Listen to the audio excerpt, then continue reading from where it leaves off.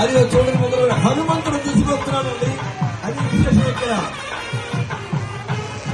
హనుమంతుడు స్వయంగా దండలను ముగ్గురికి కూడా 3 దండలు స్వయంగా తీసుకుని వస్తూ ఉన్నాడు. ఎంత అందం, ఎంత ముచ్చట, ఎంత అందం, ఎంత ఆనందం. హనుమంతుడు ఆ రామయ్యే కదా ఈనాడు వెంకటేశ్వరుడిగా అవతరించాడు. అదే రంగుతో, అదే రూపుతో ఆ స్వామి ఆనాటి ఆ అయోధ్య వాసుడే ఈనాడు వాడపల్లి వాసుడిగా విజయం చేశాడు.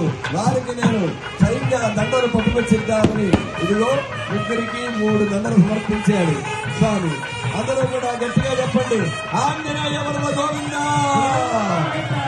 ఎంత ముచ్చటగా ఉందండి, చాలా